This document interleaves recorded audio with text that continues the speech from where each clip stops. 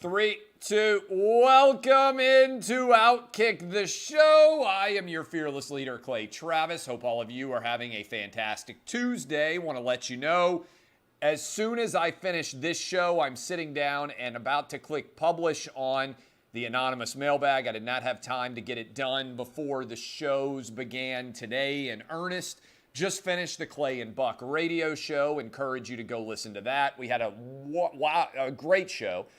Jordan Peterson, Michelle Tafoya, Senator Haggerty, all of those people rolled in, as well as Congressman Jim Jordan. Great guests today on the program. Encourage you to go listen. We also announced that 1 week from today, that is on February 22nd, we will be down at Mar-a-Lago live with Donald Trump. At 45 himself, right off the top of the show is when we are scheduled to be joined by Donald Trump from Mar-a-Lago 1 week from today on February 22nd. He will be with us. Should be a good time all around. Encourage all of you to put that on your calendar. Make sure you go ahead and subscribe to the Clay and Buck podcast. Like I said, in January, new all-time record. Hoping to set another all-time record in February. Think you guys will be much enjoying that process. So encourage all of you to go sign up today. All you need to do is search out my name, Clay Travis, search out Buck Sexton, and you will be well on your way to subscribing. You go give us a 5-star review. And by the way, this goes for this show as well, which was named one of the 10 best podcasts in the country, in the world of sports and beyond by the people at Barrett Sports Media. Go give us 5 stars here. I've got Dub reading the reviews. If I read one of your 5-star reviews, then you will get the opportunity to get an autographed copy of my book. So if you go give us a 5-star review right now and we read it live on this program, which we will do at some point, the 5-star review for Outkick the Show. You can search it out. Go subscribe. If you're watching this on video and you're like, oh, I didn't know there was an audio version. Yes, the audio version of this program is out every single day. Encourage you to go subscribe there as well. I want to give props right off the top here. Novak Djokovic has made the decision that he is not going to get the COVID shot, even if it costs him an opportunity to perform and play at the French Open and at Wimbledon. And let me just be as straightforward as I can in acknowledging and discussing this. There is no justification whatsoever at this point in time to mandate or punish players who are not getting the COVID shot. Let me repeat that. Based on the data, we know that young, healthy athletes have virtually 0% chance of becoming severely ill with COVID. Just think about it. All over the world, athletes have been performing, even as there have been tens of millions or whatever the heck it is, total COVID cases, and none of them have had significant health-related issues that have threatened their life in any way. That's because young and healthy people in their 20s and 30s have virtually a 0% chance of COVID, okay? And that is the case for Novak Djokovic in particular because he's had COVID twice, like your boy. I had the alpha version of COVID back in November of 2020. I had the Omicron version of COVID, we believe. I tested positive anyway when everybody was getting Omicron. 0 issues with either, all right? I have been 100% fine. 0 issues with either form of COVID. I have not gotten the COVID shot because I have natural immunity now, and frankly, the COVID shot doesn't keep you from getting or spreading COVID, so why would I get it? Plus, it wears out very rapidly, and you're just going to have to keep getting boosters on into the future forever. Now, my parents, they had the COVID shot, but young, healthy athletes, they shouldn't be getting, in my opinion, the COVID shot and be forced to get it, right? I'm anti-COVID vaccine mandate for anyone, but particularly for young, healthy athletes. Novak Djokovic is not putting anyone more at risk by not getting the COVID shot. He's not keeping himself from getting or spreading COVID by getting the COVID shot. And I give him credit. Alongside of Kyrie Irving, alongside of Aaron Rodgers, for being willing to speak out and take the slings and arrows of derision that should follow. Novak Djokovic is just saying that he believes people should be able to make their own choice about what they put into their bodies. I agree with him wholeheartedly. And I think that the French Open and Wimbledon, it makes no sense to require a COVID shot because, to my knowledge, they've never mandated or required a flu shot. They've never in any way mandated or required measles, mumps, or rubella shots, to my knowledge, in order to compete in athletics. And why in the world would they be requiring a COVID shot? Props to Novak Djokovic for being willing to stand on principle and not get the shot himself, even if it potentially cost him millions of dollars, even if it potentially cost him the all-time record for Grand Slams. Now, I think the reality is, by the summer, I think these things are going to be falling to the wayside rapidly. Washington, D.C. just did away with their vaccine mandates for COVID in order to enter bar, restaurants, movie theaters, gyms. All that's gone. I suspect that New York and LA and any other place that has implemented those regulations, that's going to disappear in a hurry as well. And so that is my expectation going forward here. So this is going to be intriguing to follow beyond a shadow of a doubt to see how exactly everything ends up shaking out. Now, I want to talk about this for a minute because I think it's a big story. I am not a Canadian expert, okay? I do not know a great deal, although I would encourage you to go listen to our conversation with Jordan Peterson, who is Canadian, about the issue that is going on right now with the Canadian truckers. What I do know is when the Toronto Star, which is basically the New York Times of Canada, the left wing speaking with the government universe, when they are coming out and saying that it is a poor decision for them to have made the decision to come out and do what Justin Trudeau just did. He enacted the Emergencies Act for the first time in the history of the law, which basically is effectively declaring martial law in Canada. That is, Canada now has a dictator, not a democratically elected president, based on the powers that he has under the Emergencies Act, okay? And almost immediately, they also announced that they were expanding the definition of terrorism-related funds to include any money that was being given. Think about how crazy this is. That was being given to GoFundMe to support truckers and their activities and the protests that they are engaging in right now. Okay? So even if you're not Canadian or you haven't been paying attention to this, I just want you to think about this for a moment.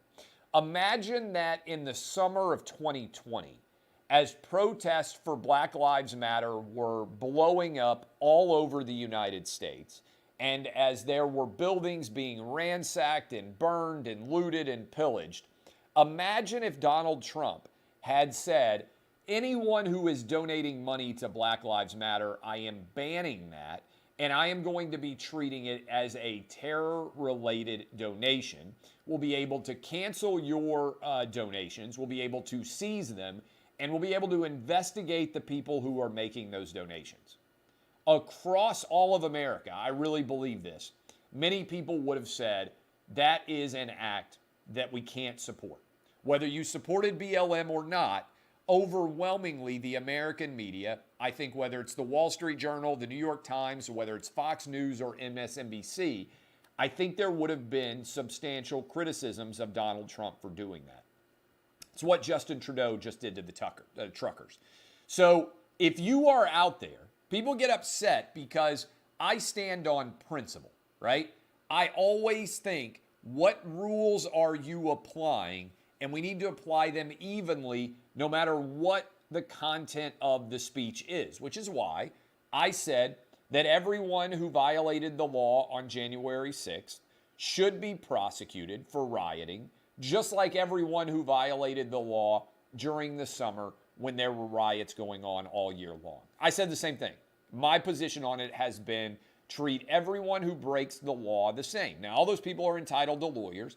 All those people are entitled to the best possible defense they can get. I believe that, whether you're a Democrat, Republican, Independent, white, black, Asian, Hispanic, gay, or straight, our principles need to be applied in a content-neutral fashion. It's not happening. And the media needs to cover these stories in a content-neutral fashion. Mostly not happening. In fact, many people are cheering Justin Trudeau's authoritarianism as it pertains to what is going on with the truckers in Ottawa and around Canada in general. And remember, what these Canadian truckers are advocating for is not some radical change in the way the government is organized right now. They're just saying, hey, can we end the COVID restrictions and go back to the pre-COVID era? Can we just return to where we have been before, as opposed to letting the government's draconian vaccine mandates continue to exist? And I agree, and I support all of the Canadian truckers. And I think what you have to be nervous about now, that effectively Justin Trudeau has declared martial law, are they going to go drag these truckers out of their trucks?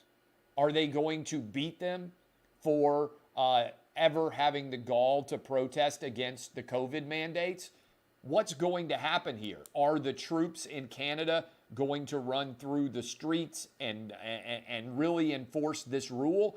I don't know, but I do know that whatever your politics, you should be troubled by the draconian powers that Justin Trudeau has undertaken with his war on truckers, because the precedent that is being set is an awful one, regardless of your politics. Tonight, gambling pick, Kentucky, Tennessee. I'm going to be sitting down and watching college basketball like many of you. As soon as the NFL ends, I pivot aggressively to college basketball to get all of my studying done in the 1 month leading up to the NCAA tournament, which I absolutely love. And so I'm going to be watching college basketball like crazy to get ready for the NCAA tournament so I can bet on as many different teams and as many different games as I possibly can with the NCAA tournament launching. But from this perspective, I think Tennessee gets it done tonight at Thompson Bowling Arena against Kentucky. Both teams are hot. We got basically a dead even line here. Let me check the latest line at FanDuel as we speak in the state of Tennessee. By the way, a $1,000 risk-free bet out there for everyone who wants to get a bet in on these games. And the line was basically even on Tennessee-Kentucky tonight. And let me see what the line actually is as we go forward here. Tennessee now has moved to a 2-point favorite according to FanDuel. FanDuel.com/Clay. $1,000 no risk wager. FanDuel.com/Clay. Kentucky's been playing really well. Tennessee's been playing really well. Tennessee hasn't lost at home yet. Kentucky is, I believe, sitting at 10-2 in the SEC. Tennessee 9-3, both of them in the top 4, chasing Auburn. Should be a well of a basketball game, 9 o'clock Eastern tonight. Maybe take a nap if you want to stay up and see how exactly it is going to finish. Matthew Stafford. A lot of debate about Matthew Stafford and whether or not he is a Hall of Fame quarterback. I think the answer is he is. Now, he's 34 years old. He still has a couple of years left, but he's about to go over 50,000 yards passing, and he is probably going to end up north of 60,000 yards passing. And I want to put that into like popular perception for you. Now, I know that a lot of you understand that the NFL, I'm typing this all in, by the way, while I speak. I know that a lot of you understand that the NFL has become more of a passing league now than it has been in all time. But the all-time passing leader right now is, not surprisingly, Tom Brady. And he's thrown for over 84,000 yards. Drew Brees, Hall of Famer. Peyton Manning, Hall of Famer. Brett Favre, Hall of Famer. I think everybody would agree mostly that Ben Roethlisberger is going to be a Hall of Famer.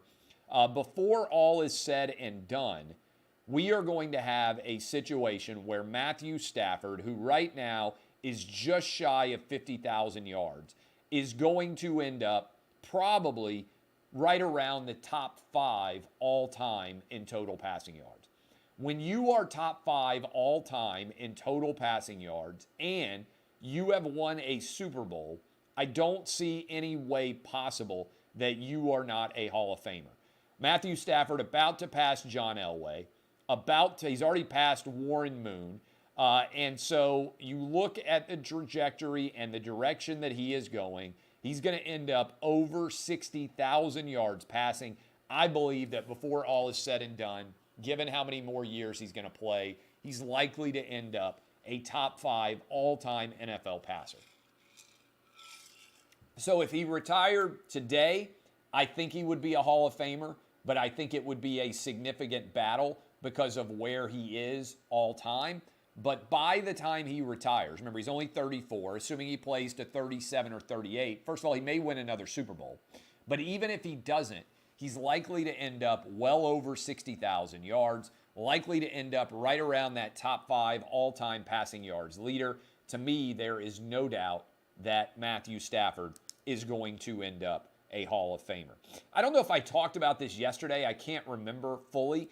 But Brian Flores has amended his lawsuit to also sue the Houston Texans for not hiring him.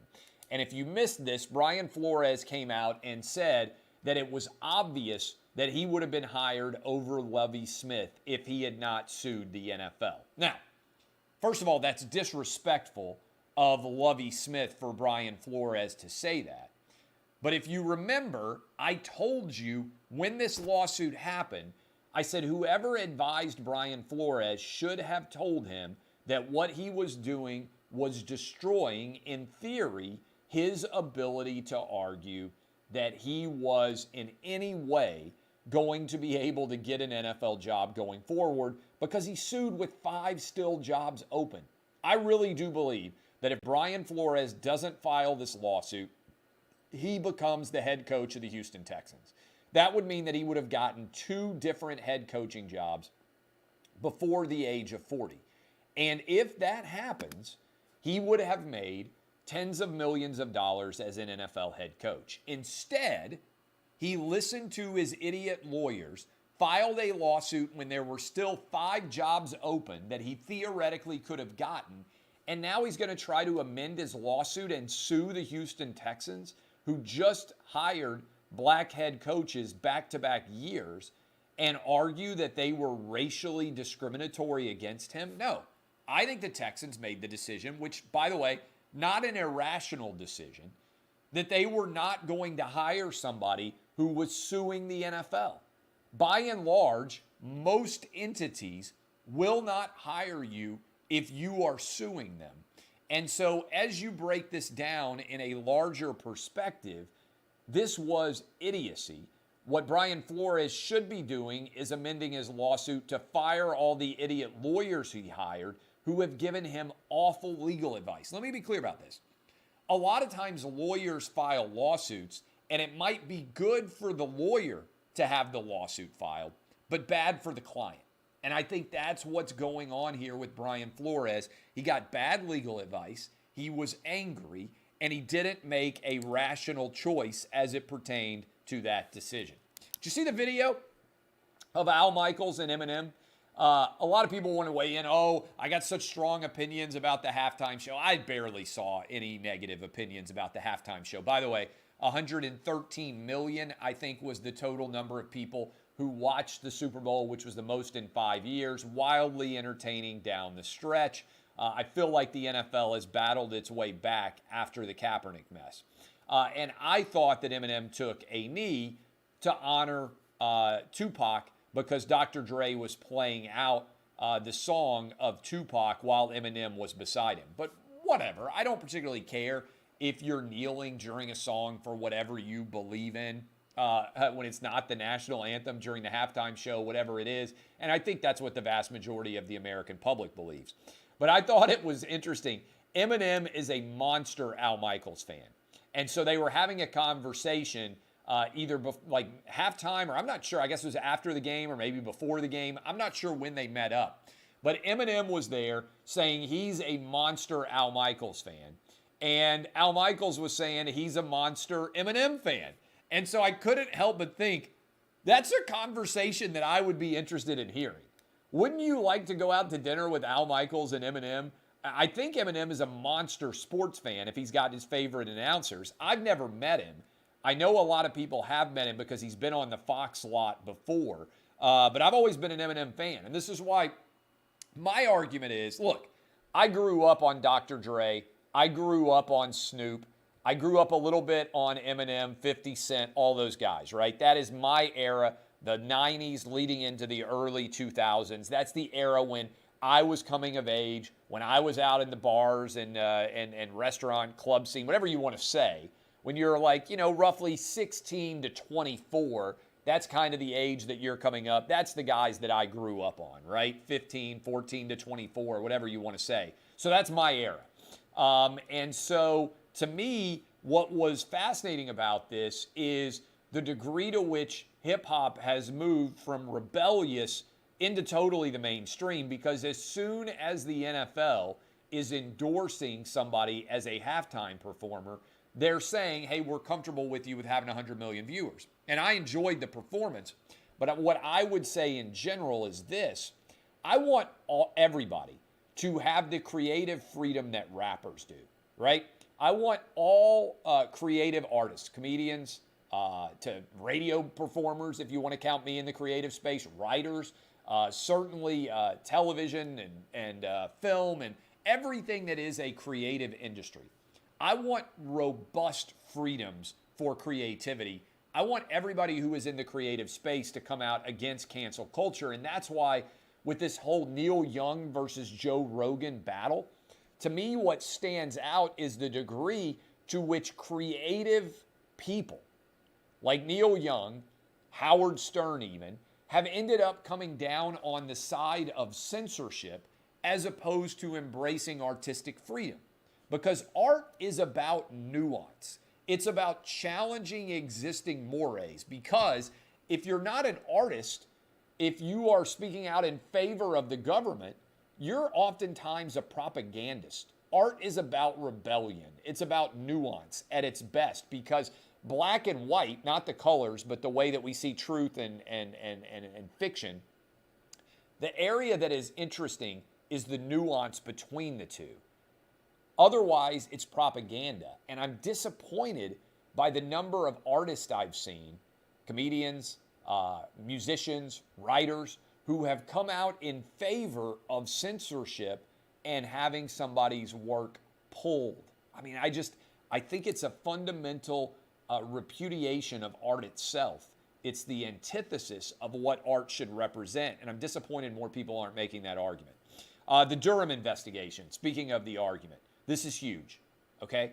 The allegations that are out there against Hillary Clinton are up there with Watergate. And if this is proven, it would be more significant than what happened in Watergate, because we would have a long-running spying that was going on by the Clinton campaign, not only of the Trump campaign, but also potentially of the Trump presidency.